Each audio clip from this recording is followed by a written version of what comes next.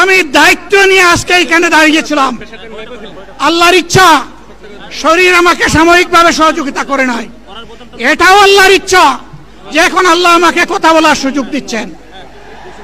আমি বলতে চাই, বাংলাদেশের নির্দিষ্ট কোন শ্রেণীর মুক্তির জন্য আমাদের এই লড়াই নয়। জামাতে ইসলামী যদি আল্লাহর ইচ্ছা এবং জনগণের ভালোবাসায় বাংলাদেশের মানুষের সেবা করার সুযোগ পায়, তাহলে মালিক হবে না, সেবক হবে ইনশাআল্লাহ। বাংলাদেশ জামাতে ইসলামী থেকে যারা আগামীতে সংসদ সদস্য হিসাবে নির্বাচিত হবেন, আরে আপনারা কথা বন্ধ করেন, আপনারা কথা বন্ধ করেন, সবাই বসে পড়েন, সবাই বসেন, বসেন, কেউ দাঁড়াবেন না, সবাই বসেন।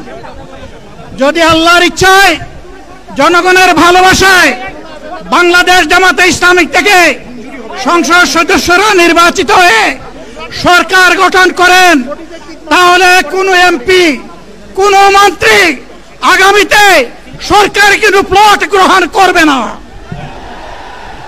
কোন এমপি এবং কোন মন্ত্রী ট্যাক্সবিহীন কোন গাড়ি চড়বে না। কোন এমপি এবং কোন মন্ত্রী তার নিজের হাতে কোনো টাকা চালাচালি করবে না। কোন এমপি এবং কোন মন্ত্রী যদি তার নির্দিষ্ট কোনো কাজের জন্য বরাদ্দ পেয়ে থাকেন, কাজ শেষ হওয়ার সাথে সাথে বাংলাদেশের 18 কোটি মানুষের কাছে তারা তার প্রতিবেদন তুলে ধরতে বাধ্য হবেন। সম্মানিত বন্ধুগণ, চাঁদা আমরা নিব না, দুর্নীতি আমরা করব না, চাঁদা আমরা নিতে দেব না, দুর্নীতি আমরা সহ্য করব না। রাস্তার একজন পরিচ্ছন্নতা কর্মী, চা বাগানের একজন শ্রমিক, রক্ত পানি করে ঘাম জড়ানো আমার একজন রিক্সা চালক ভাই মাঠে ময়দানে বাংলাদেশের মানুষের মুখে যারা এক মুঠো ভাত তুলে দিতে চায়, আমার সেই কৃষক বন্ধুটি, আমি তাদের হয়ে আজকে এখানে কথা বলতে এসেছি। আমি কোনো অভিজাত শ্রেণীর হয়ে এখানে কথা বলতে আসিনি।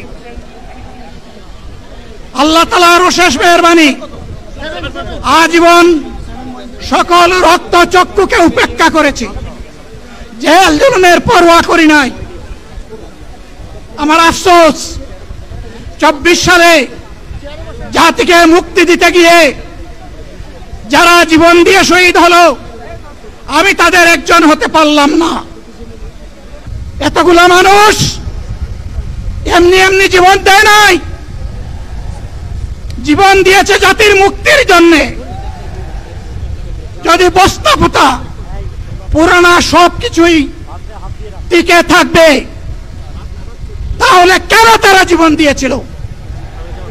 যারা ওই বস্তা পচা ব্যবস্থাপনায় বাংলাদেশকে আবার গড়তে চান, তাদেরকে আমরা বলি, জুলাই যুদ্ধ করে যারা জীবন দিয়েছে, আগে তাদের জীবনটা ফেরত এনে দেন।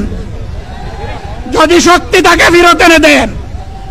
আপনারা পারবেন না, যেহেতু পারবেন না, কাজেই নতুন ব্যবস্থায় নতুন বাংলাদেশ গড়ে তোলা হবে ইনশাআল্লাহ।